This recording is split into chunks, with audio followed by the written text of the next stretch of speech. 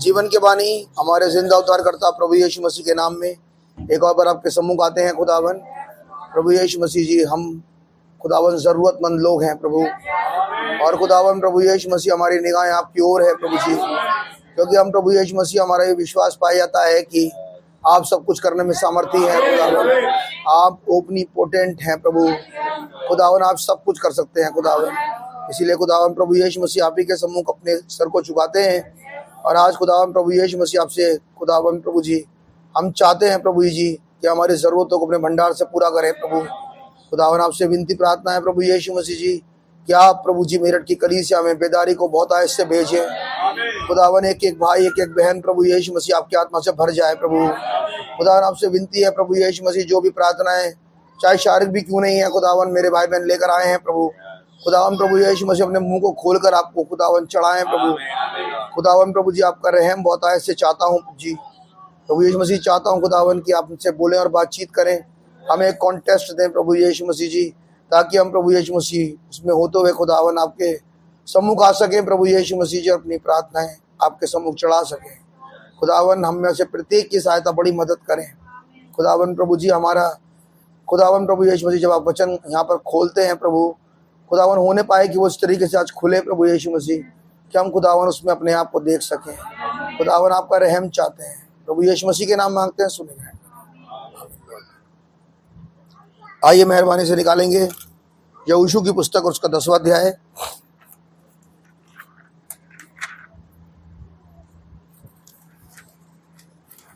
जाना माना स्क्रिप्चर है।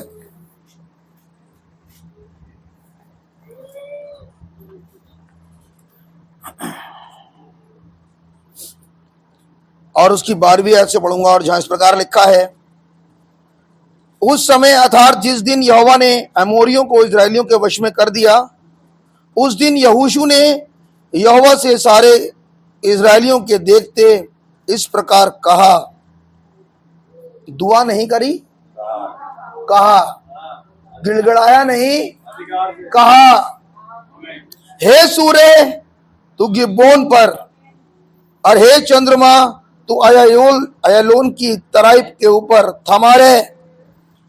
और सूर्य उस समय तक थमा रहा और चंद्रमा उस समय तक ठहरा रहा जब तक उस जाति के लोगों ने अपने शत्रुओं से बदला ना ले लिया। क्या ये बात यशार नामक पुस्तक में नहीं लिखी कि सूर्य आकाश मंडल के बीचों बीच ठहरा रहा और लगभग 4 पहर तक ना डूबा? ना तो इससे पहले कोई ऐसा दिन हुआ और ना उसके बाद जिसमें यहोवा ने किसी पुरुष की सुनी हो, क्योंकि यहोवा तो इज़राइल की ओर से लड़ता था। तब यहोशू सारे इज़राइलियों समेत गिलगाल की छावनी को लौट गया। आइए दुआ करेंगे। प्रभु यीशु मसीह धन्यवादित है स्क्रिप्चर रीडिंग के लिए। खुदावन आपसे विनती है मुझ निगम्मे की बड़ी सहायता करें, मेरे होठों का खतना करें खुदावन, हृदय खतना करें। आए खुदावन प्रभु जी और बातचीत करें। प्रार्थना प्रभु यीशु मसीह के नाम मांगता हूँ, सुने ग्रहण करें। मेहरबानी से बैठ जाएं।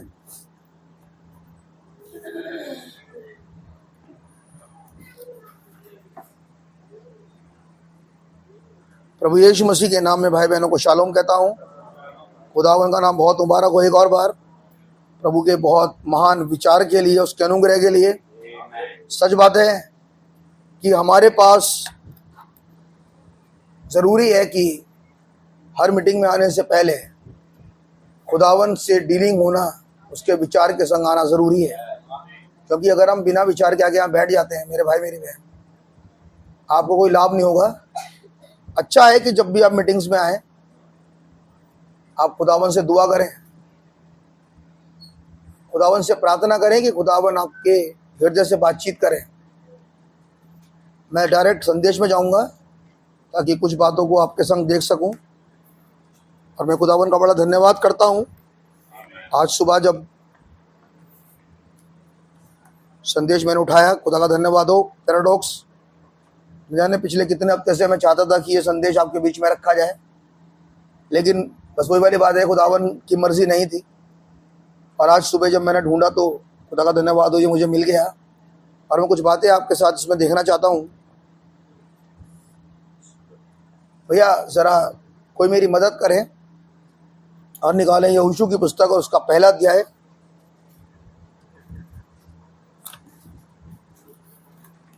क्योंकि ये ऐसे नहीं कहा जा रहा कि हमने पढ़ा 10वां अध्याय और बस हमें समझ में आ गया कि देखो रोक लिया, लेकिन इसकी भूमिका है ताकि इसको हम आज समझें कि ऐसा हुआ क्यों था। भैया यहोशू की पुस्तक उसके पहले अध्याय की पहली आयत से जरा पढ़ें। यहोवा के दास मूसा की मृत्यु के बाद हाँ यहोवा ने उसके सेवक यहोशू से जो नून का पुत्र था। भैया यहोशू किसी बात को दर्शाते हैं और मूसा किसी बात को दर्शाते हैं। अगर आपको पिछले संदेश याद हो और आप ट्यूसडे की मीटिंग में यहाँ मौजूद हो तो आपको पता होगा कि मूसा किसको रिप्रेजेंट करते हैं। वेरी गुड, देखा, बिल्कुल नहीं, मूसा रिप्रेजेंट करते हैं व्यवस्था को। हमारे युग में मूसा रिप्रेजेंट करते हैं चर्च एजिस को। भाई सुना करो, इसीलिए हमें याद रहना चाहिए कि बात किसकी चल रही है। यह संदेश यहां जब हम पढ़ते हैं और हमने पढ़ा मूसा की मृत्यु के बाद, तो बहुत सारे एंगल हैं इसके, लेकिन जो एंगल नबी ने बताया वही एंगल है। क्योंकि नबी ने बताया कि एक दिन, जब मैं सोचता हूं कि शायद 1952 की बात है, जब वो बाइबल आसमान से उतरी और दो हाथों ने यहोशू का चैप्टर नंबर 1 खोला और उंगलियां पहली आयत से चली गईं। नबी ने कहा मेरी बाइबल बहुत पुरानी हो गई थी। अब ध्यान सुनना, ये बात बड़ी प्यारी है। और मेरी बाइबल में, जैसे आपकी बाइबल में भी होंगे, मुझे नहीं पता आपके पास, आपकी बाइबल में 2 रिबिन है या 1 रिबिन है। मेरी बाइबल में 2 रिबिन है, आपकी बाइबल में 2 रिबिन ही होंगे, 1 है। तो नबी ने कहा कि जब मैंने बाइबल को, नई बाइबल खरीदी, क्योंकि मेरी बाइबल जर्जर हो गई, उसके पन्ने निकल गए, वो बाइबल जिससे बहुत सी लड़ाइयां जीती गई हैं। जब वो बाइबल अभी मेरे पास आई और मैंने बाइबल को खोला, तो पहला रिबिन लगा हुआ था यहोशू की पुस्तक और उसके पहले अध्याय पे, और दूसरा रिबिन लगा हुआ था मरकुस 11:22 पर। तब मेरी पत्नी ने मुझसे कहा और मुझे एक बुक मार्क दिया, जिस बुक मार्क के ऊपर, नहीं बता रहे हैं, बादल की तस्वीर थी उस बुक मार्क के ऊपर। अब एक लगा है यहोशू पहले अध्याय पर। नबी कह रहे हैं जैसे मैंने पुस्तक खोली, और एक बार नहीं, न जाने कितनी बार ऐसा हुआ कि मेरे लिए जब भी खुलता था तो वो यहोशू पहला अध्याय खुल रहा है, और जब नई बाइबल खरीदी गई तो उसमें भी ऐसा ही हुआ कि अब कोई सोचेगा अब नई बाइबल खरीदूं मैं और देखूं मेरे बुक मार्क मुझे कहाँ मिलते हैं। ये ऐसा कुछ अंधविश्वास नहीं है, लेकिन एक टेस्टमनी है जो नबी दे रहे थे। और नबी कह रहे हैं, बड़ी बढ़िया बात लगी मुझे, कि दोनों बुक मार्क है और एक बुक मार्क लगा हुआ था यहोशू पहले अध्याय पे। मैं आपके लिए पढ़ूंगा, बड़ी प्यारी बात है ये। एक मिनट,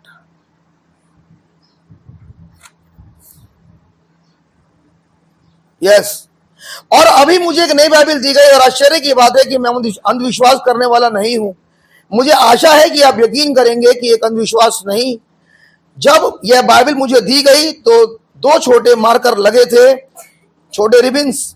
यह बाइबल बिल्कुल उसी तरह है जैसे मेरे पास पहले थी, जो भाई किटसन ने मुझे दी थी, और वो एक स्कोफील्ड बाइबल थी। अब इसके लिए नहीं, इसलिए नहीं कि मैं स्कोफील्ड से उन टिप्पणियों से सहमत हूं। अब शायद आप में से कुछ लोग उससे सहमत हैं, कुछ लोग उससे नहीं। लेकिन मैं आपको बता देना चाहता हूं कि मैं स्कोफील्ड बाइबल इसलिए नहीं लेता क्योंकि मुझे उस पर विश्वास है, लेकिन इसीलिए क्योंकि उन्होंने बहुत सारे पैरा बना रखे हैं, यानी कि हर एक बात का एक मतलब है, हर एक बात का एक रेफरेंस है, हर एक बात का रेफरेंस है। तो इसीलिए नबी कह रहे हैं, मैं स्कोफील्ड बाइबल मैंने ली थी ताकि इससे पहले मैं प्रचार करूं उसका रेफरेंस पढ़ लूं कि खुदावन ने इसके बारे में क्या बोला था पहले। इसलिए तो उसका मतलब क्या बाइबल भी कभी तमीज होनी चाहिए कौन सी लेनी थी। ये प्रचारक हैं, नबी हैं, और नबी बाइबल जब खरीद रहे हैं तो देखिएगा, क्योंकि मुझे उस पर विश्वास है, लेकिन क्योंकि उन्होंने बहुत सारे पैरा बना रखे हैं, वो मेरी पहली बाइबलों में से एक थी और मैंने उसे उसी तरह पढ़ना सीखा और मैंने बाइबल वही साथ रखी। लेकिन अगर मुझे थॉमसन चेन बाइबल मिलती तो ज़्यादा बेहतर होता। जब मैंने ये पढ़ा तो मैंने थॉमसन चेन बाइबल निकाली, और थॉमसन चेन बाइबल देखने के लिए मैंने कहा थॉमसन चेन बाइबल ऐसी क्या है कि जो नबी कह रहे हैं कि अगर मुझे थॉमसन चेन बाइबल मिल जाए तो वो बहुत बढ़िया होती। ब्रदर आपको पता है उसकी जो कीमत है वो 74,000 है, थॉमसन चेन बाइबल जो है। और काफी कुछ उसके अंदर ऐसा है, मतलब कह रहे हैं सिर्फ बुक मैंने देखी पढ़ी तो मैंने थी नहीं उसमें से कुछ भी, लेकिन काफी कुछ ऐसा है जो काफी अलग है जो नबी बोल रहे हैं यहाँ पे। और कह रहे हैं लेकिन अगर मुझे थॉमसन चेन बाइबल मिलती तो ज्यादा बेहतर होता।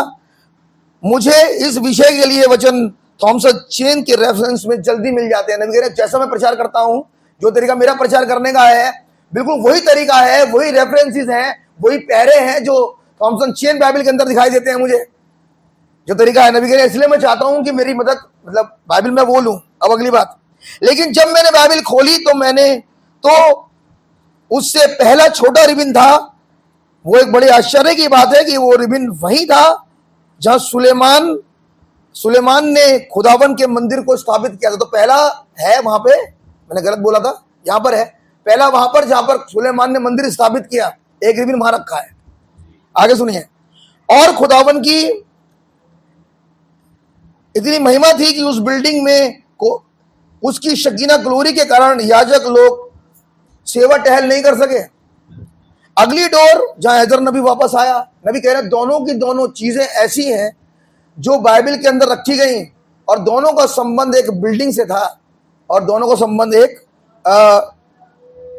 मंदिर के निर्माण से है। नबी कह रहे तीसरा मार्कर मेरी पत्नी ने मुझे दिया, जो मैंने बाइबल में रखा था उसमें नाम लिखा है, मेरा नाम लिखा था, और मरकुस 11:22 वहां रखा हुआ था। यानी कि तीनों की तीनों चीजें बिल्कुल जैसे छांट के रखी गई हो। आमीन। और ये साइन है नबी के लिए। लेकिन नबी कह रहे हैं कि जब मेरे को जब वो बाइबल ऊपर से उतरी और उन दो हाथों ने, जिसमें कफ और कॉलर दोनों थे, यानी कि एक मैन है जो बाइबल खोल के मेरे सामने लेकर आए और उन्होंने मेरे लिए खोला यहोशू और उसका पहला अध्याय। नबी कह रहे हैं जब मैं खोलता था तो मुझे यहोशू पहला अध्याय मिलता था हमेशा। आमीन। अब यहोशू पहला अध्याय क्या है भैया, पढ़िए। अब है बात, यहोवा के दास मूसा की मृत्यु के बाद, इसका मतलब यह हुआ कि कलीसिया कालों के बाद। आपने सुना था यहोवा के दास मूसा की मृत्यु के बाद का मतलब हुआ कलीसिया कालों के बाद। यानी कि यह संदेश जिसका संबंध ब्राइट से है वो कलीसिया कालों के बाद है।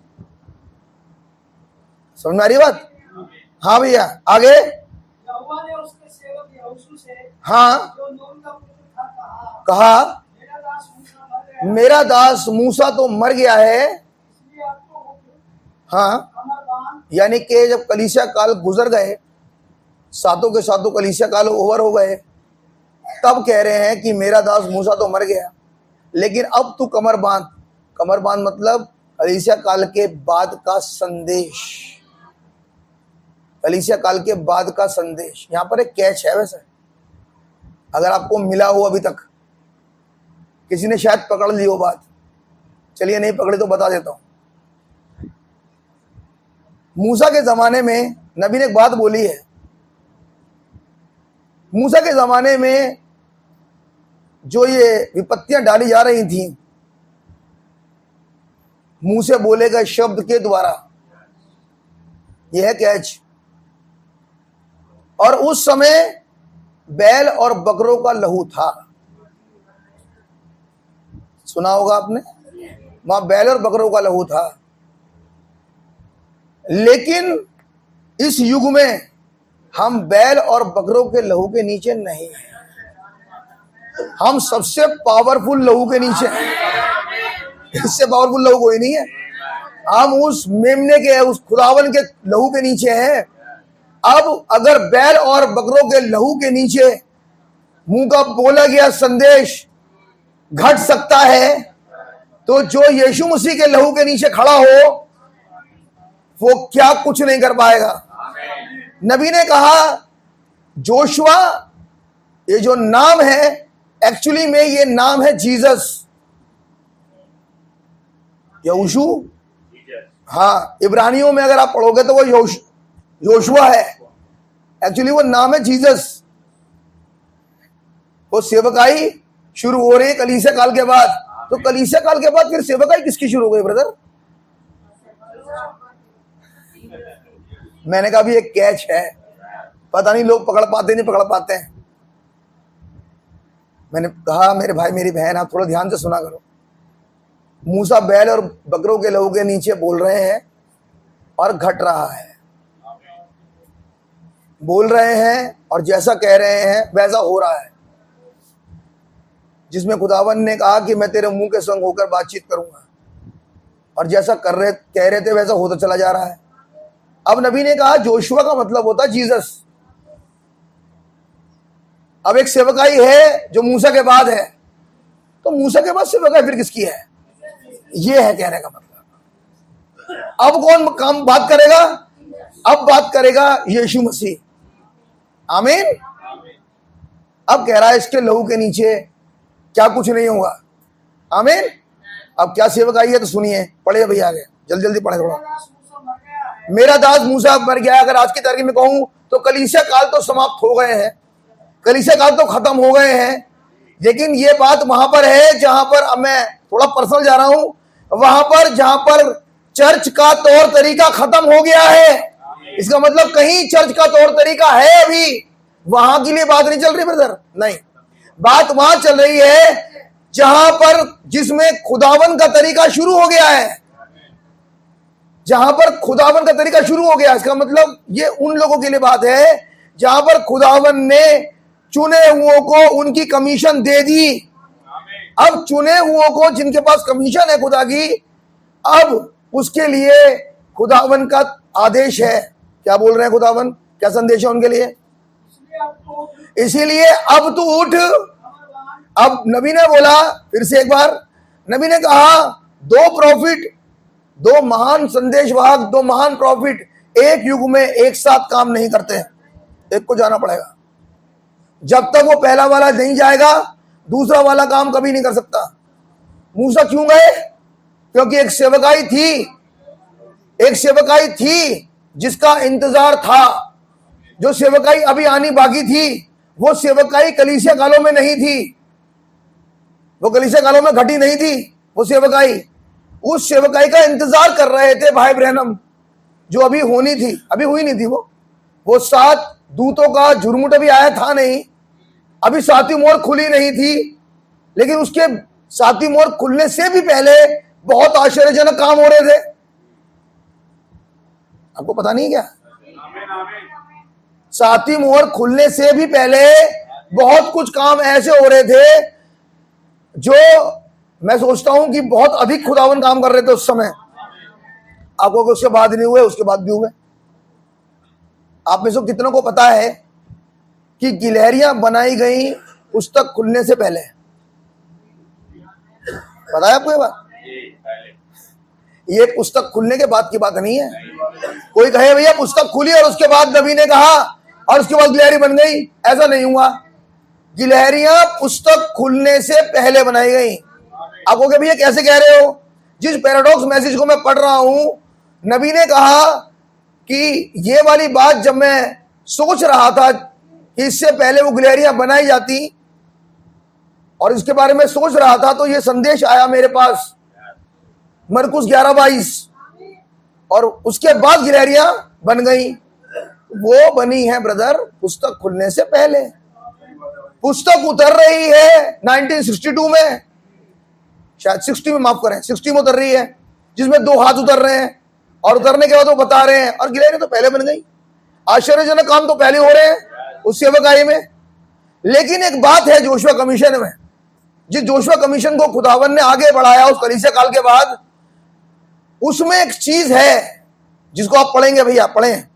और इस सारी प्रजा समेत हैं? यरदन पार होकर आगे उस देश को जा जिसे मैं उनको अर्थात इस्राएलियों को देता हूँ, हाँ उस वचन के अनुसार जो मैंने मूसा से कहा, आगे अर्थात जिस स्थान पर तुम पाँव धरोगे जी, वह सब मैं तुम्हें दे दूँगा। जो जहां जहां पर तुम पांव धरोगे वो मैं तुम्हें देता हूं, वगैरह वगैरह। आगे जंगल और उस लबानोन से लेकर फरात महानद तक हाँ, और सूर्यास्त की ओर महासमुद्र तक भूतियों का सारा देश तुम्हारा भाग है। तुम्हारा ठहरेगा। ये ब्लेसिंग्स पहले हैं, जहां पांव धरोगे तुम्हें मिलेगा, हित्तियों का सारा देश तुम्हें दिया जाएगा, जो कुछ तुम चाहोगे वो ही होगा। ये पहले ब्लेसिंग है, लेकिन ये ब्लेसिंग कहीं जुड़ती है आगे जाके। पढ़िए, तेरे जीवन भर तेरे सामने कोई तेरे जीवन भर तेरे सामने कोई ठहर नहीं सकेगा। आगे जैसे मैं मूसा के संग रहा, इसका मतलब जैसा पहली सेवकाई में मुंह के बोले गए शब्द से क्रिएशन हो गई, जैसा पहले हुआ था वैसा फिर होगा। ये है कहने का मतलब। आगे वैसे ही मैं तेरे संग भी रहूंगा। वैसे मैं तेरे संग भी रहूंगा, यानी कि वो सेवकाई आगे जाके कंटिन्यूस होगी, वो सेवकाई रुकेगी नहीं। जैसा पहले सेवकाई के साथ खुदावन ने किया, सेवक के साथ किया, वैसे ही वो सेवकाई आगे बढ़ जाएगी। ऐसा नहीं है कि वो सेवकाई 1965 में एक्सीडेंट के बाद चली गई, सेवकाई बढ़ी, सेवक चले गए, ऐसा नहीं हुआ। सेवकाई नहीं पंदुई ब्रदर, कुछ भी जो कुछ खुदावन ने भाई प्रॉफिट से कहा था वो आज भी होगा, वो आज भी होता है ब्रदर। आमीन। कितनों ने भाई अनिल दास की गवाही सुनी थी? भाई अनिल दास की गवाही भाई ने प्रचार किया था, भाई ने प्रचार किया था गुड फ्राइडे वाले वीक में। भाई अनिल दास की गवाही ये थी कि भाई ने बताया, भाई बता रहे थे उस दिन कि एक भाई थे और उन भाई के बहुत समय पहले, काफी समय हुआ और उनके कोई संतान हो ही नहीं थी, कोई बच्चा नहीं हो रहा था। और उसके बाद भाई ने बताया कि उन्होंने दुआ करी और दुआ करने के बाद उन्होंने उस भाई को बताया कि खुदावन तुम्हें ब्लेस करेंगे। अब भाई नीलदास ने बोला, मैं बोलूंगा खुदा बोल रहा भाई में से। भाई ने कहा फला फला मंथ में ऐसा होगा, बोल दिया, और बोलने के बाद वो भाई हो गया बस। भाई ने कहा लेकिन एक बात का ध्यान रखना, उस भाई को जिसे बता रहे थे, जिस भाई के संग प्रॉब्लम थी, उसे कहा कि जो मैंने कहा था बस तुम वो करना, अपनी मत चलाना, लेकिन आदत होती है। उस भाई ने सुनी नहीं और अपनी शुरू कर दी। अब जब करी तो नतीजा तो होगा, भुगतोगे बेटा। विश्वास करा उन्होंने? नहीं करा। यहीं से विश्वास कर लेना चाहिए था कि उनकी पत्नी कंसीव कर गई, यहां से मान लेते। लेकिन वो सोच रहे थे कि जैसे लोग नॉर्मल ले रहे हैं किसी चीज को, और ऐसी हो गया होगा। अगर ऐसी हो गया था तो फिर पहले क्यों नहीं हुआ था? बात तो यहां है समझने की, क्या कमी है हमारे अंदर। जब पहला वाला सही हुआ तो तुम आगे कंटिन्यू कर जाते। मैं गवाही से रख रहा हूं ताकि यहोशू की पुस्तक में आगे जोड़ पाऊं इसे, उस गवाही को इसलिए रख रहा हूं ताकि जुड़ जाए आगे। भाई ने कहा उस हॉस्पिटल में बताया कि वहां लेके मत जाना, कॉम्प्लिकेशंस होंगे।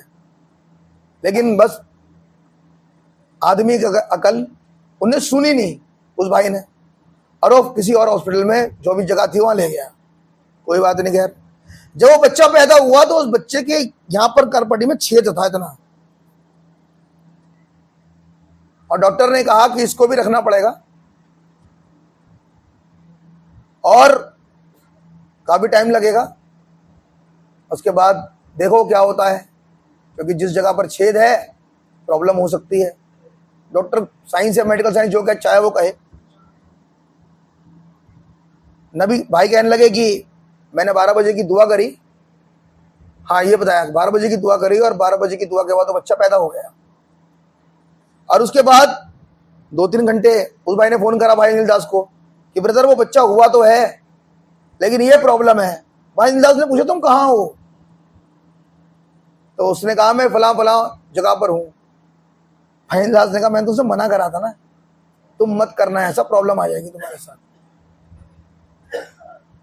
तुमने मानी मेरी बात? उसने नहीं मानी, फंस गया प्रॉब्लम में। कहने लगे भाई कोई बात नहीं, फिर भी कोई बात नहीं, मैं आ रहा हूँ। भाई चले गए भाई अनिल दास, और जाने के बाद अब वो दुआ कर रहे हैं 3 बजे की, उस बच्चे के लिए दुआ कर रहे हैं 3 बजे की।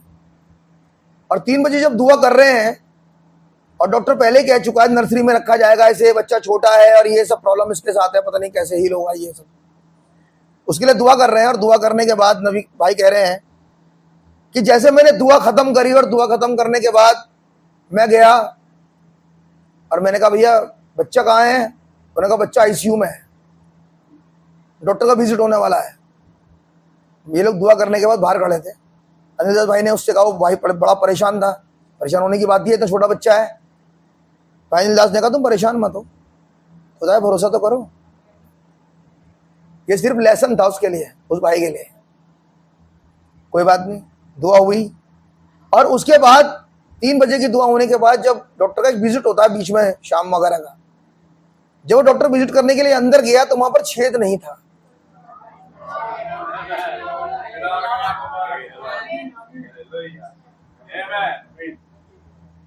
हमारी इतनी अकलें हैं ना, ये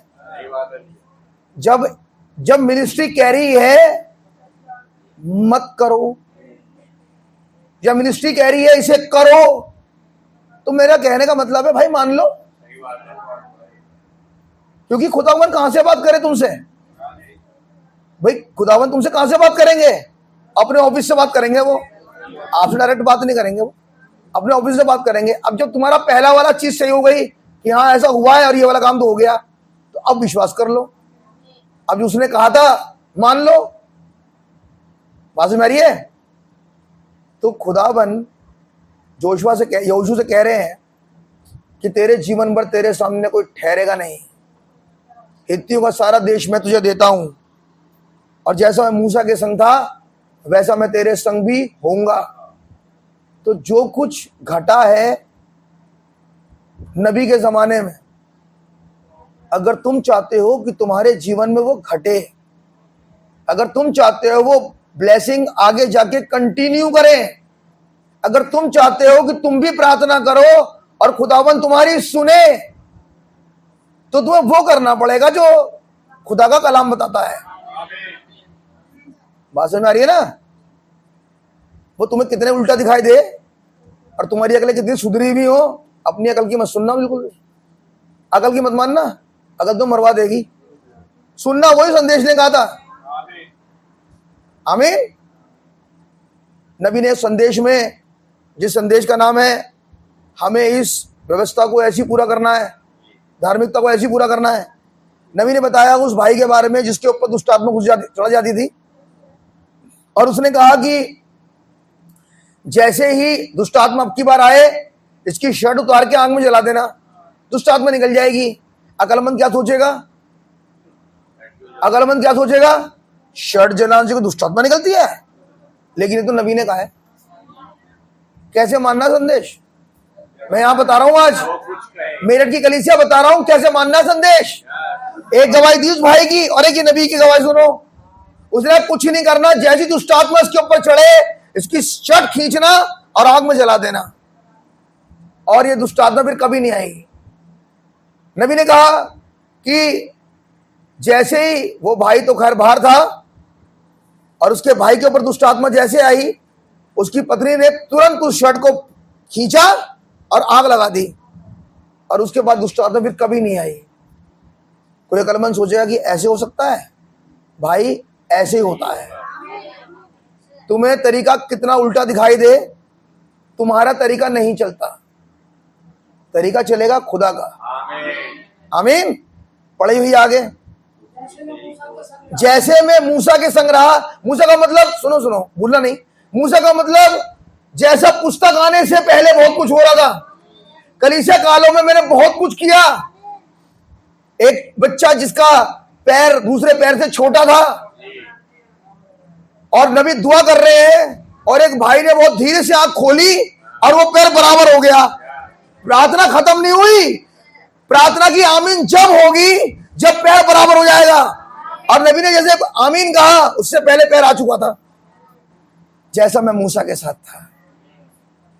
बात समझ में आ रही है? क्या परेशानी है तुम्हारी, किस प्रार्थना को लेके आए हो? वचन कह रहा है जैसा मैं मूसा के साथ था। वो बहन, शायद उसका नाम डोरिस था, जो पहली बार खुदावन नबी से खुदावन ने करवाया।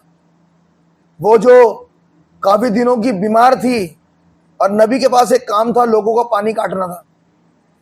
ये पहला विजन था उसका। और वो बहन जो है बिल्कुल ऐसी कंकाल बनी हुई थी, अजीब टेढ़ी मेढ़ी थी वो बहन। उसकी एक बेटी थी, और क्योंकि नबी को पहले ही पता चल गया था, और नबी वहां गए और उस बहन के लिए प्रार्थना करी, और वो बहन वापस सीधी हो गई। अब यहां से विश्वास बढ़ना शुरू हो गया। वो कह रहा है जैसा मैं मूसा के साथ था। आप समझ रहे हो? अब मूसा का मतलब पहली सेवकाई पुस्तक आने से पहले और एक सेवकाई पुस्तक आने के बाद। मिनिस्टर एक ही है लेकिन सेवकाई है दो। आमीन। पढ़िए आगे। एक मिनट, जब वो मूसा के संग थे तो क्या किन्हीं बच्चों के ऊपर एक आज्ञा निकल गई थी कि उन्हें मार दिया जाए करंट की कुर्सी पर बैठाकर? पढ़ा है आपने मोहरों की पुस्तक में? उसी व्यक्ति ने, जो व्यक्ति जिसने फोटो खींची नबी की पिलर ऑफ फायर की, और वो एक्चुअली में विरोध कर रहा था खुदावन के नबी का, और उसी के बच्चे का केस था कि उसे करंट वाली कुर्सी पर बैठाया जाए। कुछ उसने ऐसा किया और वो मार डाला जाए, और नबी जा रहे हैं उसकी पैरवी करने के लिए ताकि वो बचाया जाए। तो क्या नबी की पैरवी से वो बच्चा बचा या नहीं बचा? मैं कह रहा हूं हमारे बच्चे बैठे होंगे किसी करंट की कुर्सी पे आज, उसे मत देखना, उसे मत देखना। जैसा मैं मूसा के साथ था, तो मूसा के साथ तो बच्चे बच गए थे। मूसा के साथ तो जिंदगी टेढ़ी मेढ़ी सीधी हो गई थी। मूसा के साथ तो जो कुछ नहीं था वो मुंह के बोले गए शब्द से क्रिएट हो गया था। मूसा के साथ तो कोई अंग अगर नहीं बना था तो बन गया था जब मैं मूसा के साथ था। आमीन। पढ़िए भैया आगे। और ना मैं तुझे धोखा दूंगा। कितने चाहते हैं ये जो आयतें पढ़ी हैं ऐसा मेरे साथ हो? अब आप नहीं चाहते कि खुदा हमारे साथ रहे? मैं कह रहा हूं जो आयतें पढ़ी हैं कि मैं तुझे धोखा नहीं दूंगा, मैं तेरे साथ रहूंगा, ये सारी की सारी ब्लेसिंग चाहते हैं कि हमें मिल जाए हमारी। कितने चाहते हैं मुझे मिले ये ब्लेसिंग? अब चाहते हैं ना? अभी शर्त में सुन लो फिर। चलो भैया आगे। इसीलिए हिया बांध कर दृढ़ हो,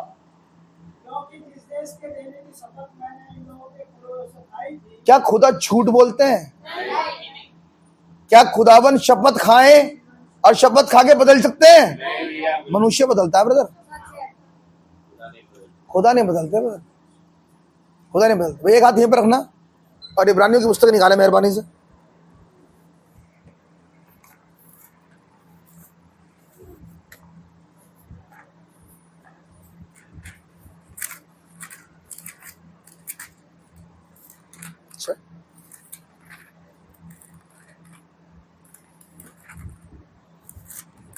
छठा अध्याय 13वीं आयत से।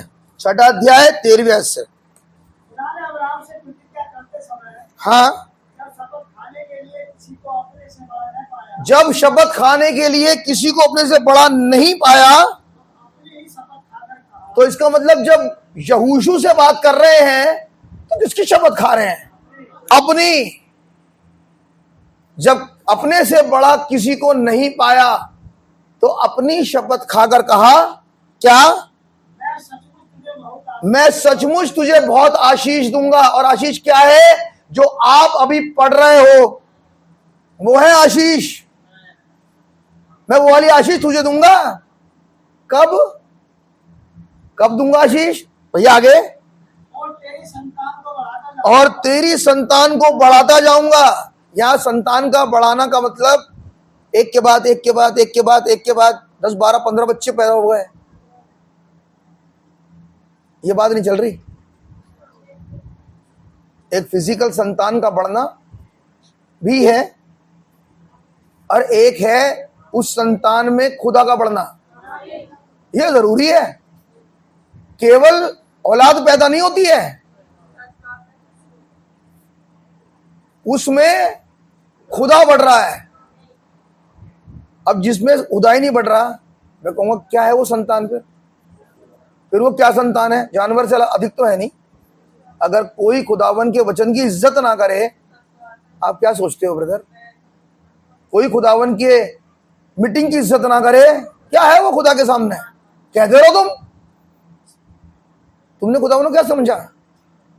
तुम्हारे लिए तो लोग हैं बड़े, खुदा के लिए लोग बड़ा नहीं है। खुदावन के लिए उसका संदेश सबसे ऊपर है। तुम कुछ भी कहते रहो, मुंह से तो इंसान कुछ भी कह सकता है भाई, लेकिन मैं कहूंगा ऐसे मुंह को पहले 10 बार सोचना चाहिए बोलने से पहले जो वो कह रहा है, और तब कहीं जाके खुदावन के सामने अपने मुंह को खोले। क्या हम खुदा की रिस्पेक्ट करते हैं? क्या हम इज्जत करते हैं खुदा की? बोलो। खुदावन कह रहे हैं जिस काम को करने के लिए हम करते हैं? नहीं। अगर हम इज्जत करने लगे हैं ब्रदर, खुदावन आपसे खुश होगा। फिर यही तो परेशानी है हमारे साथ। क्यों खुदावन ने चुना 20 लाख में से 2 को? रीजन था कि यहोशू उन 20 लाख में से एक है जिससे खुदावन बातचीत कर रहे हैं। 9,99,000 जब 998 क्या हुआ? वो सारे के सारे जंगल में ढेर हो गए, क्योंकि खुदा कहते थे मूसा में से हो गए। उन्हें सुननी नहीं है, उन्हें सुननी नहीं। क्या वो हर मीटिंग में नहीं होते थे? होते थे, हर मीटिंग में थे, लेकिन क्या मानते थे वो? नहीं। सिर्फ मीटिंग में होना बहुत बड़ी बात नहीं है, और मैं ये भी नहीं कह रहा कि मीटिंग में नहीं होना चाहिए। दोनों बातें हैं भाई। मैं ये नहीं कह रहा मीटिंग में मत आओ, आओ, लेकिन जो मीटिंग में डिस्कस होता है उस पर मान तो लो। खुदावन चाहते हैं एक फेलोशिप करना, खुदावन चाहते हैं, खुदावन खुश होते हैं फेलोशिप से, लेकिन उस फेलोशिप में जो डिसीजन निकलता है वो डिसीजन तो माना जाए पहले। अब यहां फेलोशिप चल रही है खुदावन की यहोशू से, और यहोशू से खुदावन उस एजेंडे को लेकर आ रहे हैं सामने यहोशू के कि मैं क्या क्या करूंगा तेरे लिए। लेकिन इससे क्या करने को कहा वो बहुत बड़ी बात है। पढ़ने जरा भैया यहोशू की पुस्तक में, यहोशू की पुस्तक में पढ़ी है।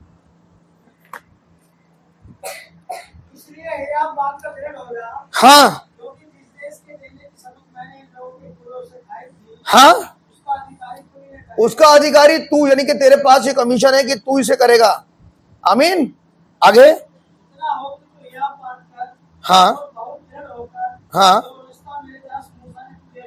हाँ। भाई ये नहीं हो पाएगा, ये नहीं हो पाएगा। नहीं नहीं, हम बोले और हो जाए, हम दुआ करें और सुनी जाए, हम कहें और ऐसा हो जाए, खुदा हमारे हर काम के लिए हाजिर रहे। लेकिन एक बात लिख दी है, क्लॉज आ गया। क्लॉज में लिखा है व्यवस्था की बात तेरे चित्त से उतरने ना पाए। अब ये कैसे हो गई है? व्यवस्था में तो जो खुदावन ने कहा है, खुदावन की आज्ञा तो तुम्हारे दिमाग से उतरनी नहीं चाहिए। हम चाहते हैं, हर इंसान चाहेगा कि खुदावन वो तीसरा खिंचाव मुझ में से ऑपरेट हो जाए, लेकिन ये भी तो सुनो जो कह रहा है। तीसरा खिंचाव तो सब चाह रहे हैं भैया। आज जिससे पूछो वो छुटपुट घटना को क्या सोचता है तीसरा खिंचाव पूरा हो गया। तीसरा खिंचाव छुटपुट घटना नहीं है। जहां से वो ऑपरेट होता है वो बिल्कुल लाइन पे होती है चीजें। मैंने शायद पिछली बार आपको बताया था कि वो जो चंगाई आई वो बिल्कुल दर्शन के हिसाब से आती है।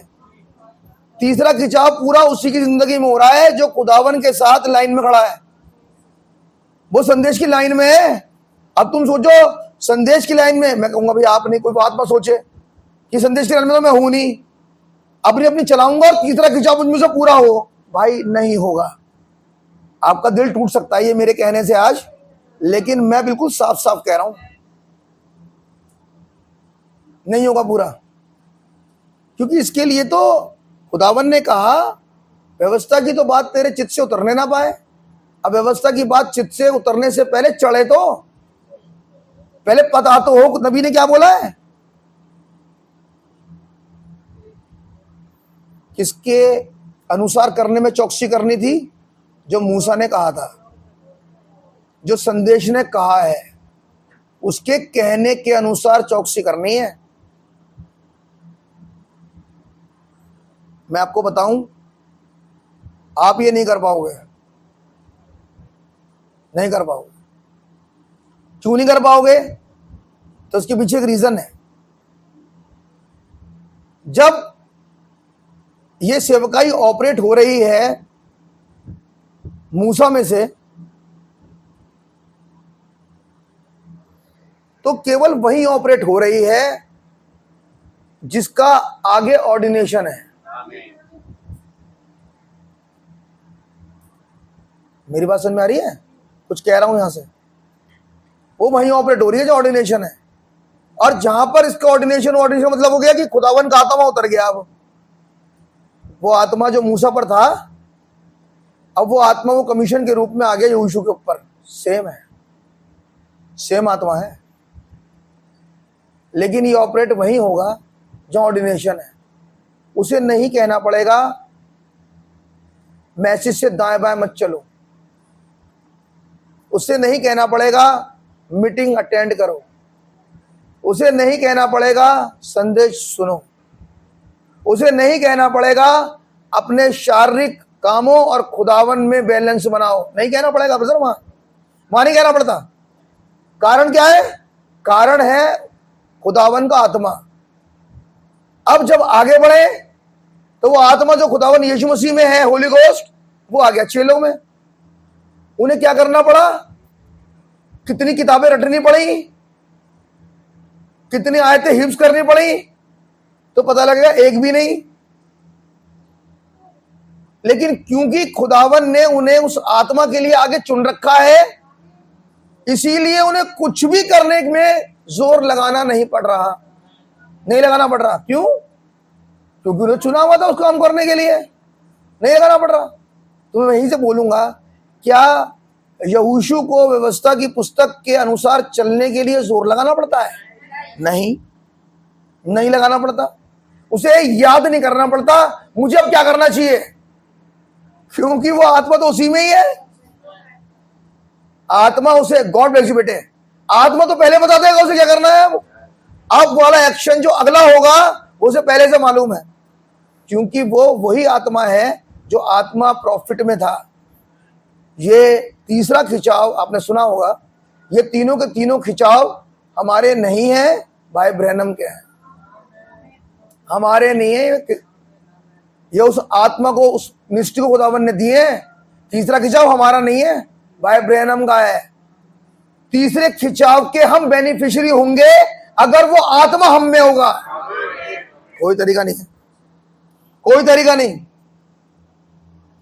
समझ में आ रही है? मैंने बोला ना, खुदावन का तरीका बदलता नहीं। मूसा के जमाने में नहीं बदले, वो सक्सेसर जो आगे वाली मिनिस्ट्री थी यहोशू की, खुदावन नहीं बदले, खुदावन का तरीका नहीं बदला। चेलों के जमाने में नहीं बदला, सेम काम कर रहा है वही आत्मा अंदर होकर। आज आया कलीसिया काल के बाद हमारा समय, हमारा युग, और हम देख चुके हैं नबी के वचन के अनुसार कि क्या क्या किया खुदावन ने इस नबी की सेवकाई में होकर। मैं आपको मूसा नहीं दिखा रहा, मैं आपको बताना चाहता हूं कि नबी की सेवकाई में होकर खुदावन ने क्या क्या किया। अब वो आत्मा कहीं आ जाए, उस व्यक्ति को जोर नहीं लगाना पड़ता। इसके लिए दुनिया बनाने से पहले उसे चुन रखा है। अरे क्यों चुना? दुनिया बनाने से पहले चुना ताकि अपने युग में ये वाली आत्मा रिसीव कर जाएगा। इसे क्या करना पड़ेगा? इसके लिए कुछ भी नहीं, इसे कहना नहीं पड़ता आप ये करिए। आप ये नहीं कर रहे, आप पढ़ते नहीं, आप सुनते नहीं, आप आते नहीं, आप चलते नहीं। ये धक्का परेड उनके संग होती है ब्रदर जहां छुआ नहीं खुदा ने, ये वहां होती है, अदरवाइज नहीं होती। नबी ने बड़ी प्यारी बात बोली।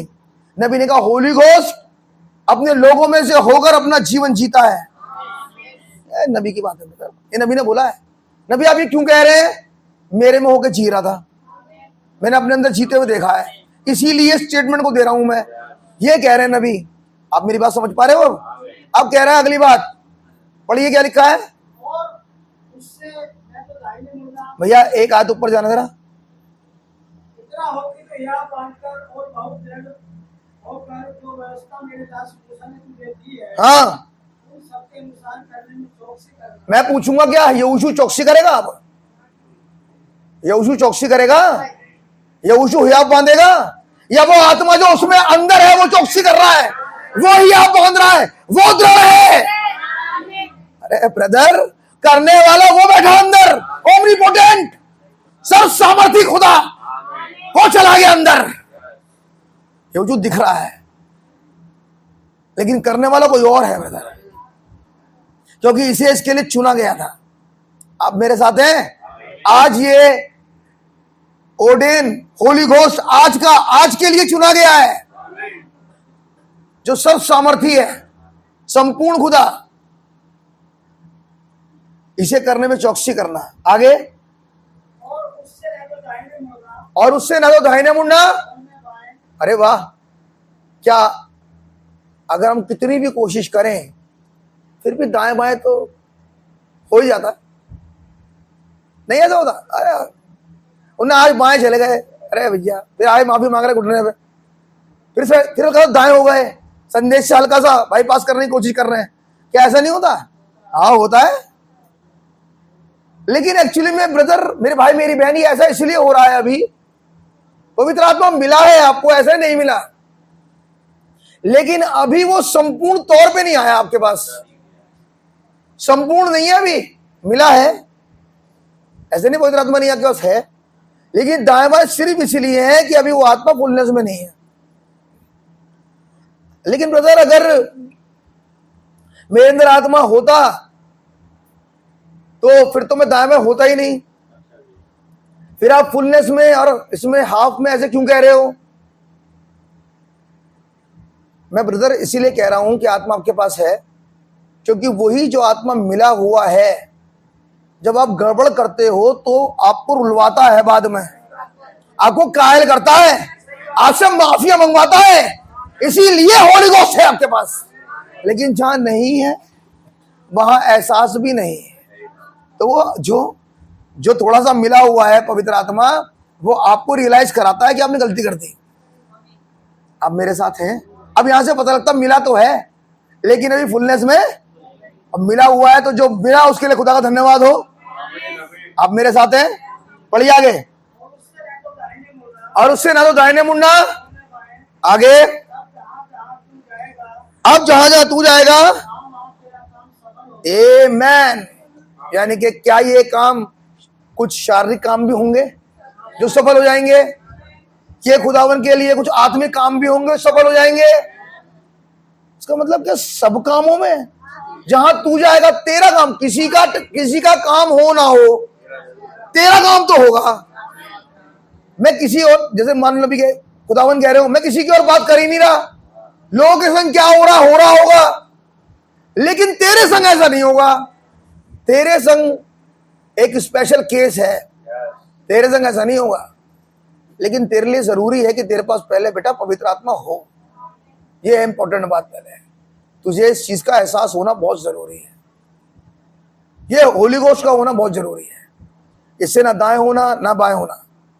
हाँ भाई आगे। तब जहां जहां तू जाएगा वहां वहां तेरा काम सफल होगा। हाँ, व्यवस्था की तो इसका मतलब अगर मैं बोलूंगा तो पहाड़ टल जाएगा, मैं बोलूंगा और तूत का पेड़ उखड़ कर समुद्र में लग जाएगा, मैं बोलूंगा और तीसरा खिसाब पूरा होगा, हाँ होगा। बहुत लंबी चौड़ी शर्त लिख दी खुदा ने क्या? खुदा ने बहुत बहुत हल्का दे रखा है। रैप्चर में आपको पहाड़ नहीं चढ़ना, मालूम है, क्योंकि वो पहाड़ चढ़ चुका। नबी ने कहा मौर्य पर्वत का जो पर्वत जो था जिस पर खुदावन ने पिता अब्राहम को और इसहाक को बुलाया था,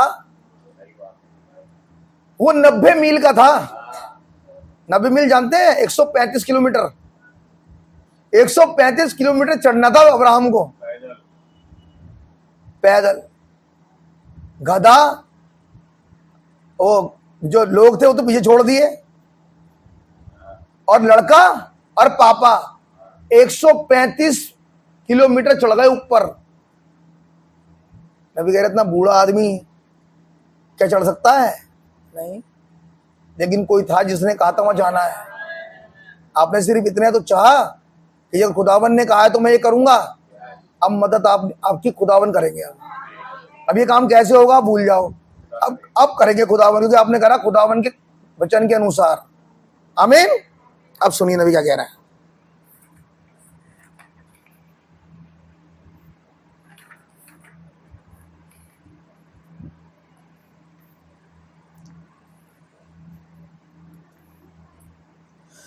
सेवेंटी 77 पहरे पे कह रहे हैं, और आप अपने आप को आप में जो कुछ भी करने का प्रयास करते हैं वो हमेशा आपके अपमान के लिए होगा। जो कुछ भी अपने हिसाब से करना चाहोगे उसकी वजह से आप लज्जित हो जाओगे, क्योंकि आपने खुद कर लिया उसे। आमीन। अब अगली बात सुने, उससे आपको नुकसान होगा। किससे? जो आपने खुद किया अपने लिए, जहां मर्जी चलाई वहां पर केवल एक ही चीज होगी और वो नुकसान। अगली बात, केवल खुदा पर विश्वास कीजिए और बात बन चुकी। कह रहे अगर खुदा पर विश्वास कर लिया, यानी वचन के अनुसार आप चले गए, अब काम हो गया बस। आमीन। खुदा ने क्या वचन दिया हुआ है? मैं तुम्हारा यहोवा खुदा हूं, तुम्हारी सारी बीमारियों को चंगा मैं करता हूं। इसका मतलब अगर कोई बीमारी लेके आया हुआ है आज, चाहे वो आत्मिक बीमारी हो चाहे शारीरिक बीमारी, वचन कहता है मैं तेरा खुदा यहोवा हूं जो तेरी सारी बीमारी चंगा करता हूं। तो कह रहा है ये है वचन, ये है प्रतिज्ञा खुदावन की हमारे लिए। आमीन। अब अगली बात सुने, मैं तुम्हारा यहोवा खुदा तुम्हारी सब बीमारी को चंगा करता हूं। देखिए अगर आप में से कोई बीमार हो, क्या करेगा? अब देखो कहां जोड़ रहे हैं इसे। कह रहे हैं चंगा करता हूं मैं, और कह रहे हैं अगर आप में से कोई बीमार हो तो कलीसिया के प्राचीनों को बुलाए। भाई ये दो तरह की बात नहीं हो गई? मुझे बुलाया कहना चाहिए। एक ही बात है। क्या कह रहे हैं नबी? नबी कह रहे हैं मैं यहोवा तेरा खुदा तुझे सारे बीमारियों से चंगा करता हूं। लेकिन जब याकूब की पत्री में पढ़ो तो कह रहा चंगा मैं ऐसे नहीं करता, चंगा मैं वचन में होके करता हूं। और वचन में लिखा है कि अगर कोई बीमार हो तो कलीसिया के प्राचीनों को बुलाए। ये नहीं कि प्राचीन बेचारे खुद ही सोच रहे हो हम चले जाएं। ये दोनों अलग अलग बातें हैं। अब आ ही गए हो तो दुआई कर जाओ। अब यहां काम नहीं होगा, अब यहां काम नहीं होगा। आपने नहीं चाहा, वो तो खुद ही आ गया। हमने सोचा चलो आ ही गए हैं, मंगा लो जैतून का तेल, दुआ करवा लो, अब तो भाई है यहाँ पे। फर्क बात है ये, क्योंकि मैंने अभी आपसे एक बात बोली थी कि खुदावन का वचन शब्द दर शब्द घटता है। चंगा कैसे करें? चंगाई कैसे लेकर आए? क्या सिस्टर हैटी राइट के घर में 2 बच्चे बीमार थे? क्या बीमारी थी उनमें सिस्टर रानी? क्या बीमारी थी सिस्टर हैटी राइट के बच्चों में? है वो मैसेज की रिस्पेक्ट नहीं करते थे। मैसेज की रिस्पेक्ट कैसे करते हैं सिस्टर? बिल्कुल सही बात है, याद रखना। मैसेज की इज्जत करते हैं संदेश को जब हम मान लेते हैं। अगर हमने नहीं माना, हमने रिस्पेक्ट नहीं करी। हमारी नजर में वो सिस्टर हैट्टी रेड के 2 बच्चे थे जो मखौल उड़ा रहे थे नबी के संदेश का। जिस नबी ने कहा अगर तुम संडे को ना आओ तो अपने अकाउंट में सिन लिखवाओगे तुम, सिस्टर हैट्टी रेड के लड़के हंसने लगे। ये तो लिखा ही नहीं, लेकिन भैया ये तो लिखा ही नहीं कहीं। मैंने कुछ बोल दिया? जी भैया बोल दिया। ये है मखौल उड़ा दिया किसका? नबी के संदेश का। एक था फिजिकल हंसना और एक और हंसी है,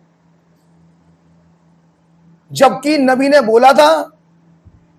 और इंडिविजुअली मैं अपनी जिम्मेदारी पे हूं। इंडिविजुअली अगर देखूं, इंडिविजुअली जिम्मेदार आप अपने हो। संदेश मुझे भी मानना है और जरूर मानना है और सारा मानना है। ऐसा नहीं है कि आप ही के लिए है, जी नहीं। मैं उपदेश नहीं दे रहा, यहां खड़ा हो गया। संदेश मानने की बात है। मैं अपने लिए मेहनत करूंगा, और अगर मैं अपने परिवार से प्यार करता हूंगा तो मैं ये भी चाहूंगा कि वो भी खुदा से प्यार करें। लेकिन पहले मुझे दिखाना पड़ेगा कि मैं खुदा से प्यार करता हूं। पहला कदम मैं उठाऊंगा, परिवार उठाएगा बाद में। अब मेरे साथ हैं, लिखा है कि मैं तेरा यहोवा चंगा करने वाला खुदा हूं। लेकिन मैं चंगा करूंगा कैसे? तो मैं ऐसे चंगा करूंगा कि जब कोई बीमार हो तो प्राचीनों को बुला ले। समझ में आ रही है क्या तरीका खुदावन का? मैंने कहा संदेश वर्ड टू वर्ड घट रहा है। प्राचीनों को बुला। अब प्राचीन आए, दुआ करें, और मैं चंगाई रिलीज कर दूंगा। मेरे भाई मेरी बहन, ऐसा हमारे साथ हो कि हमें संदेश याद रहे, ताकि जब हम जरूरत में हो, प्रॉब्लम्स में हो, तो हम खुदावन के उस संदेश को चाहें जो खुदावन ने प्रॉब्लम हटाने के लिए रखा है हमारे लिए। हमें याद आए वो चीज। नहीं याद आ रही तो हमारे पास तो होली गोस्ट है ना? नहीं है भैया। बात है, समझ लो भाई साहब। यही तरीका है खुदावन का। जब खुदा ने हमें बाहर लेकर आए, यस, एक मिनट, यहां है, मैं तुम्हारा यहोवा खुदा तुम्हारी सभी बीमारियों को चंगा करता हूं। तो क्या वो शारीरिक हो सकती है? क्या वो बीमारी आत्मिक हो सकती है? क्या खुदावन दिमाग को काबू में ला सकते हैं? हाँ, ला सकते हैं, बिल्कुल सही कर सकते हैं। मैं कल भाई लोग के आधार में उनसे यही कह रहा था कि वो जो गर्सिनियों का पागल था, वो बेचारा वो सब इसलिए कर रहा था क्योंकि वो दुष्ट आत्मा घुसी है अंदर। जबकि रेवलेशन में ये लिखा है कि जब आदम के पास स्त्री को लाया गया तो आदम ने कहा ये मेरी हड्डी में की हड्डी, मेरे मांस में का मांस है। ये रेवलेशन थी, स्त्री आदम का रेवलेशन थी। ये पुरुष में से नर में से निकली है, इसका नाम नारी होगा। इफिसियों में लिखा है कि पुरुष सिर और स्त्री उसकी बॉडी है। लेकिन गर्सिनियों का पागल ईंट से अपने बॉडी को मार रहा है। ये ईंट से क्यों मार रहा है मालूम? उसके पास अपनी बॉडी का रेवलेशन नहीं है। क्या है? क्या ब्रदर इसके लिए भी जरूरत है? कहूंगा हर चीज के लिए जरूरत है। बॉडी को पता होना चाहिए कि मेरी पहचान हेडशिप से है, क्योंकि नबी ने ही बोला हर एक शरीर अपने सिर के हिसाब से पहचाना जाता है। ये नबी ने कहा है। और सिर के पास रेवलेशन है मेरी बॉडी कौन सी है। तो गर्सिनियों के पागल को क्या नहीं मालूम है? उसे यही नहीं पता कि मेरी बॉडी, मैं अपनी बॉडी के संग कर क्या रहा हूं, और ईंट लेके मार रहा है। आप है मेरे साथ? समझने की कोशिश करें भाई। तो कुछ ऐसी बातें कहता हूँ लोग बिल्कुल सीरियस हो जाते हैं। समझने की कोशिश करें भाई, ये सब संदेश है। हाँ जी, अगर आप में कोई बीमार हो तो कलीसिया के प्राचीनों को बुलाए। उसने प्रतिज्ञा की, जो कुछ काम किए कलीसिया भी वही काम करेगी। एक तरफ कह रहा है यहोशू को काम कर रहा है, आगे कह रहा है वही काम अब कलीसिया करेगी। यानी कि खुदावन अपनी देह में से होकर आगे उन कामों को करेंगे। आपने ट्यूसडे को मैसेज सुना, खुदावन हमेशा जमीन पर है, हमेशा जमीन पर, आज फिर जमीन पर है। आमीन। वापिस जाइए भैया यहोशू 10 में।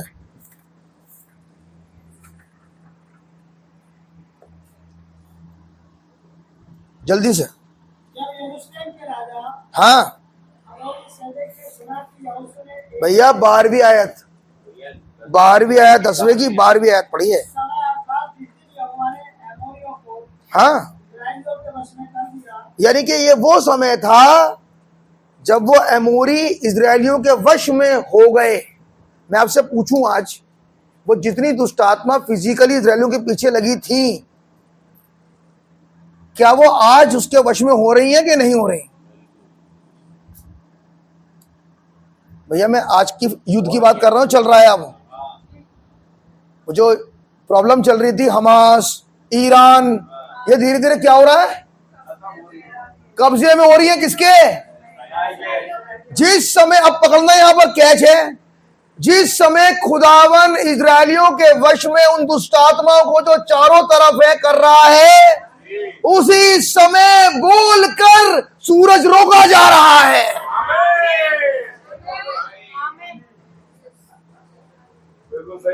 एक तरफ दो अलग पार्ट है, एक फिजिकल इजराइल, एक आत्मिक। एक तरफ तो वो दुष्ट आत्मा कब्जे में हो रही है, और दूसरी तरफ मुंह से बोला गया संदेश पकड़ रहा है। तो संदेश अभी वहां तो पहुंचा नहीं, तो मुंह से बोला गया संदेश इस समय कहां है? तो पता लगा यहां। तो एक घटना घट रही है वहां, अमोरियों को अपने वश में कर रहा है, और दूसरी घटना ये घटेगी अब, जब खुदावन अपने मुंह के बोले कलाम को पूरा करेंगे।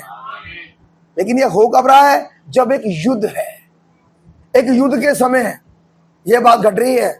नबी ने कहा क्रिश्चियन इज अ सोल्जर। हम इसीलिए खुदा के साथ नहीं है कि हम एंजॉय करने के लिए आए हैं, हम बैटलफील्ड में हैं भैया, हम लड़ाई में खड़े हुए हैं। आमीन। ताकि खुदावन लड़ाइयों को जीत लें। हमारा जो सेना नायक है वो प्रभु यीशु मसीह है। आमीन। पढ़िए आगे क्या हुआ फिर जब ऐसा हो रहा था। तो समय अर्थात जिस दिन यहोवा ने एमोरियों को इस्राएलियों के वश में कर दिया, यानी कि एक समय था जब ऐसा हो रहा था, अब फिर से वापिस समय घूम के वही पहुंच रहा है जब कुछ कंट्रीज इसके वश में हो रही हैं। आप समय नहीं देख पाते, वो घूमा समय वापिस।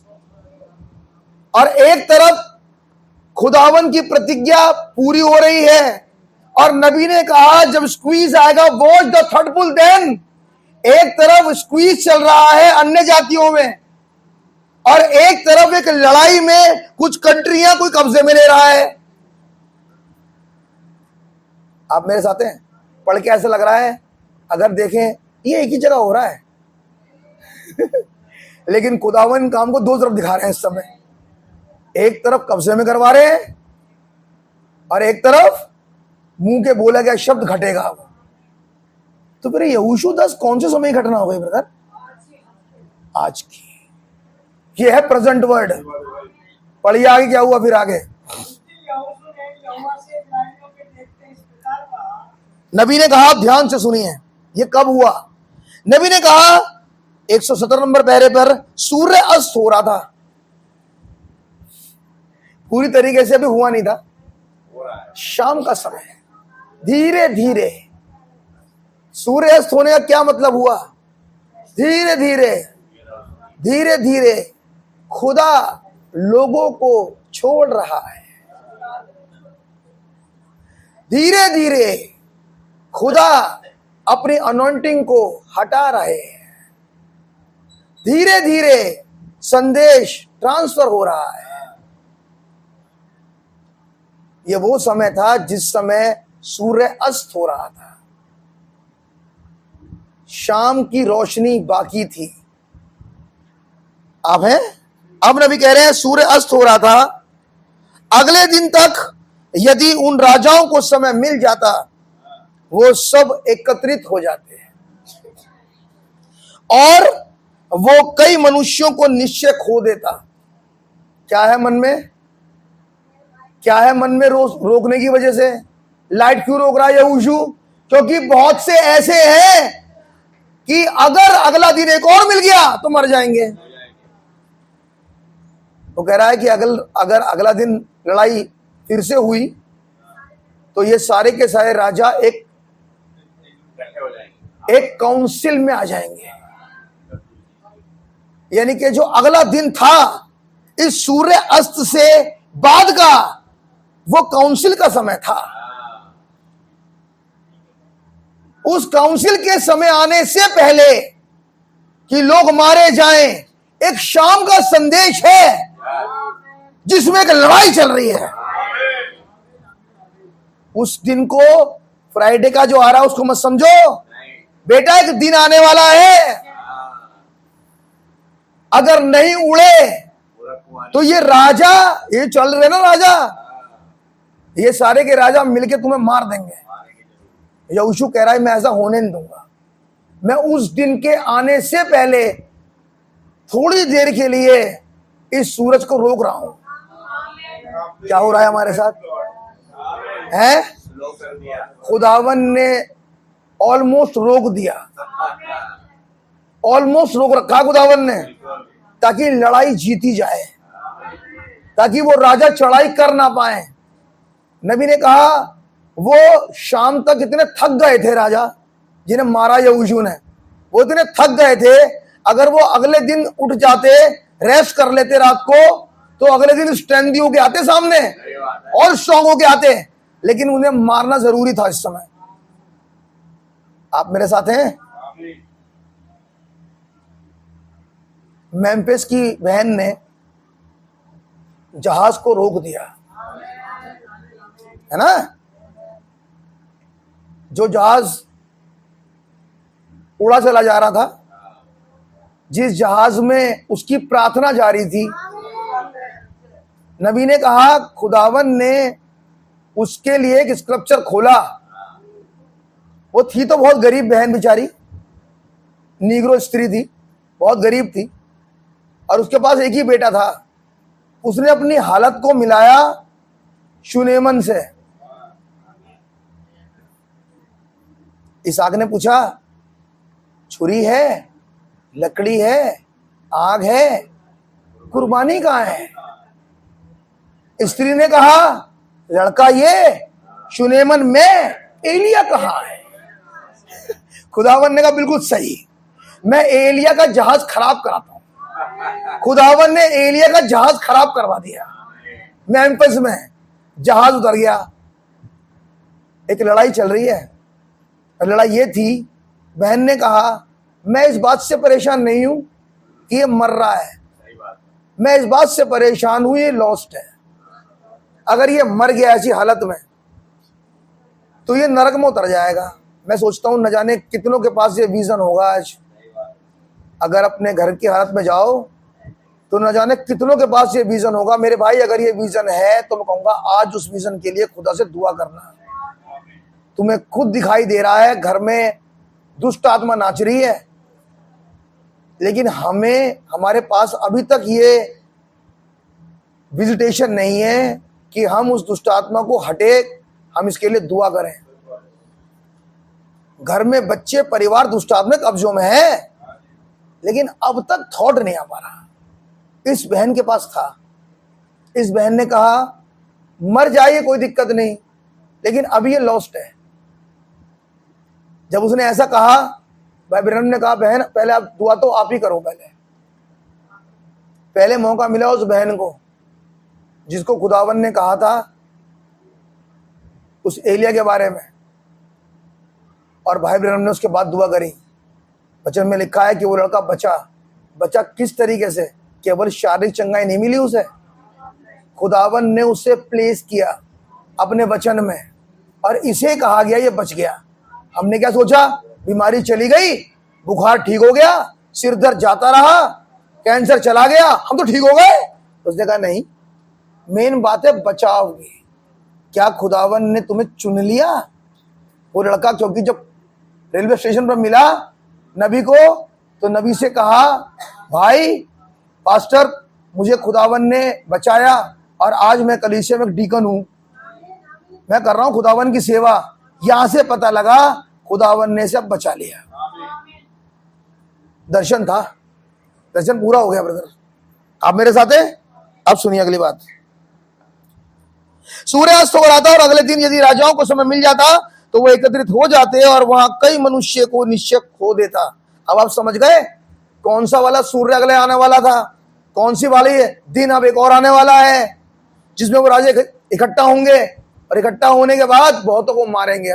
लेकिन इससे पहले इस संदेश ने, ये संदेशा रुका हुआ है, ये संदेश है सूरज, जिसे रोका किसने है? यहोशू ने। यहां पर खुदावन रुके हुए हैं ताकि हम लोग तैयार हो सके। आमीन। नबी ने कहा एसयूएन सन को रोका यहोशू ने, एसयूएन सन को रोका बर्तुलमाई ने। जब एसयूएन सन को रोका गया तो लड़ाई जीती गई। समझ में आ रही है? जब एसयूएन सन को रोका गया तो बर्तुलमाई उन 120 में भागी हुआ खुदावन की प्रतिज्ञा का। इसका मतलब जब खुदा रुक जाते हैं तो कुछ करते हैं। जब खुदावन को रोका गया उत्पत्ति 18वें अध्याय में, तो कुछ की जान बची, आग से वो मरे नहीं। कब? जब वो खुदा रोका गया उत्पत्ति 18 में। जब उस स्त्री ने खुदावन को रोका, बात समझ आ रही है? मार्था ने उसे घर में उतारा, उसके घर से मौत टल गई। क्या है ब्रदर ये रोकना? क्या होता है जब खुदावन रुक जाए? जब लूका 24वें अध्याय में उन दो चेलों ने एसयूएन सन को रोका, बाइबल में लिखा है उनकी आंखें खुल गई, वो लौट आए, उन गलतफहमियों से बाहर आ गए जिसे वो जा रहे थे, जो सोच रहे थे अब तो सब कुछ खत्म हो गया। लेकिन रोकने से क्या हुआ? वो वापस रेस्टोर हो गए। आप मेरे साथ हैं? अब आप सोचो, संदेश इतने दिनों से क्यों रुका हुआ है? संदेश अब तक यहां से उठा क्यों नहीं? कोई तरीका तो होगा, अब तक चला जाना चाहिए ना। एक ही भेड़ तो मिलनी है खुदावन को। जब इतनी सारी मिल गई 99 में, एक और मिलनी है। लेकिन आप एक बात समझने की कोशिश करना, उस एक को ढूंढने के लिए लिखा है खुद चरवाहा उतरा। समझ में आ रही है? उसे खोजने के लिए कोई और मिनिस्ट्री नहीं है, उसने किसी को नहीं भेजा। लेकिन जब एक खो गई थी, उसे वापस लाने के लिए खुदावन खुद उतरा है। आप मेरे साथ हैं? सुनिए जल्दी से। परंतु यहोशू को पता था कि उसे सूर्य की रोशनी की आवश्यकता है, और उसने सूरज की ओर देखा और कहा गिब्बोन पर स्थिर खड़ा रहे। आमीन। और यदि और चांद अय्यालोन पर स्थिर रहे, खड़ा रहे, और एक पूरे दिन जो पूरी रात थी सूर्य स्थिर खड़ा रहा, चांद भी वहीं खड़ा रहा। नबी कह रहे हैं यही तो पैराडॉक्स है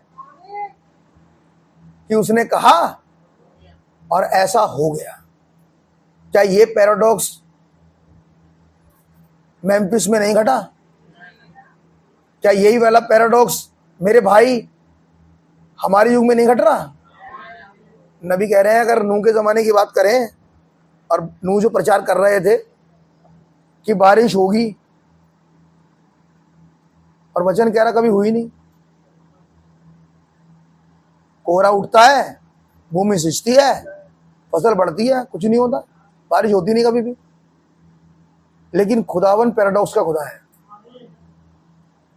एक्चुअली में ये संदेश पैराडॉक्स है। अगर आप चाहते हो कि मेरे जीवन में अजूबा हो जो आज तक नहीं हुआ, मैंने यहोशू पहला अध्याय इसलिए पढ़वाया ताकि आपको जमीन मिल जाए। और जमीन यह है कि अगर चाहते हो कि अजूबा आपके साथ हो तो संदेश मान लो, आमीन। अपनी चलानी बंद करो। चाहे आपके खुद के नॉर्मल काम भी क्यों ना हो। सही बात है भैया, छोटे छोटे बिल्कुल सही बात है। हर बात। सुननी सीखो। हमारे संग प्रॉब्लम यह है कि हम सुनते नहीं। सुननी सीखो। अब संदेश की जिस दिन सुननी शुरू कर दोगे उस दिन अजूबा घटेगा। पिता अब्राहम ने सुननी सीख रखी थी ना, अजूबा क्यों घटा? सुननी सीख रखी है संदेश की। जिसने संदेश की सुनी है ब्रदर, और जिसके अंदर ये तबीयत है, वो उसका नुकसान कभी होगा नहीं। नुकसान सिर्फ उसका होगा जो अपने विचारों को इसमें मिलाएगा। नुकसान सिर्फ उसका होगा जो अपनी आंखों को संदेश से हटा के दुनिया पर लगाएगा। जो खुदा के अनुसार नहीं, दुनिया के अनुसार चलने की कोशिश करेगा। अब यही है जहां से नुकसान होगा। तो अगर पैराडॉक्स घटाना है, सोचना है कि मेरे जीवन में घटे, पतरस को सिक्का कभी ना मिलता। अगर पतरस ये सोचता, ये लड़का, तो पतरस तो बड़े हैं काफी, ये कह रहा है बंसी डालो मछली मिलेगी, उसके मुंह में सिक्का निकलेगा, बेकार की बात है। ऐसा नहीं होता। ऐसे कैसे हो जाएगा? हमने इतनी मछलियां बेची यहाँ से निकाल के, कुछ खाई भी हैं, चवन्नी तो निकलेंगी उसमें से आज तक। कैसी बात कर रहे हैं बताओ? अगर लगाई अपनी, मैं आपको दिखा रहा हूं सुनते कैसे हैं। अगर लगाई उसने नहीं, मछली में से भी सिक्का निकलता है।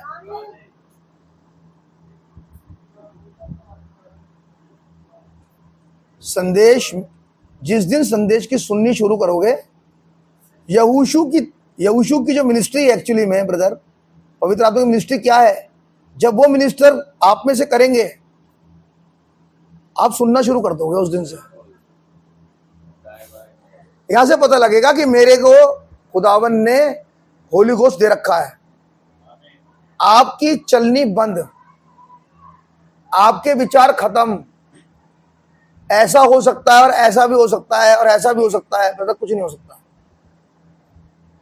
होली घोस्ट आपको लीड करेंगे। कितना बढ़िया तरीके से नबी बता रहे हैं। जब मेम्फिस का जिक्र कर रहे हैं, कह रहे होली घोस्ट मुझसे कह रहा है दाएं चलो, फिर बाएं चलो, फिर यहां मुड़ो, फिर वहां चलो, फिर वहां चलो। नबी के मन में एक बार भी ये नहीं आ रहा मेरा जहाज छूट जाएगा आज। आपने देखा? और बताऊं, छूट भी जाए तो परवाह नहीं, क्योंकि उसको लीडिंग मिल रही है अब, और छूटेगी नहीं। और जब वापस आए तो अनाउंसमेंट हो रहा उन्हीं के नाम से, आखिरी विलियम ब्रैनम जहां भी हो आ जाए, जहाज वेट कर रहा है उनके उड़ने की। आप मेरे साथ हैं? ऐसा क्यों हो रहा है ब्रदर? उसके पास एक लीडिंग है। जहाज छोड़ के जाएगी। जहाज छोड़ के जाएगा नहीं, जहाज लेके जाएगा।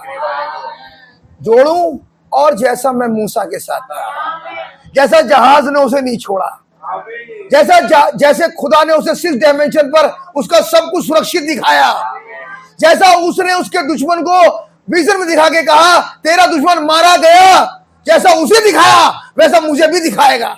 जैसे उसका नाम एक चट्टान पे लिखा गया, जब अपनी शर्ट को उतार के दुआ कर रहा था और उसके ऊपर लिखा था चट्टान पे ईगल, वैसे तुम्हारा नाम भी किसी रेवलेशन में लिखा होगा, लेकिन कब? व्यवस्था की पुस्तक तेरे चित्त से उतरने ना पाए। कारण केवल एक, तरीका केवल एक, सुनो उसकी, जो वो कहे मानो। चाहे आपको कोई कितनी मजबूरी दिखाता फिरे मेरे भाई, जिस दिन सीख जाओगे ये पुल ऑपरेट होगा। हम थर्ड पुल कैसे ऑपरेट करें, कैसे ऑपरेट करें, कैसे ऑपरेट करें? आज कुंजी ले आओ। कुंजी क्या कह रही है? मान लो, पवित्र आत्मा की सुनो। जो होली घोस्ट कहता है, संदेश कहता है, मानो। और खुदा वचन में बाउंड है। फिर जो चाहोगे, तो क्या फिर मरकुस 11 भी पूरा होगा? फिर जो चाहोगे तुम्हारे लिए होगा। लेकिन इसकी कुंजी है, पहले माननी सीखो, पहले संदेश के नीचे आना सीखो। नहीं आता, सब्जेक्ट है तुम्हारे लिए, अब दुआ करो, इस सब्जेक्ट पे अब दुआ करो। मुझे बड़ा अजीब लगता है, इस अजीब लगने के लिए दुआ करो। ऐसा मेरे संग कब होगा? खुदावन से मांगो, दुआ करो, अपनी खामियों के लिए, अपनी कमजोरियों के लिए, अपनी गलतियों के लिए खुदा से दुआ करो। आमीन। सो खुदा आपको बरकत दे। God bless you.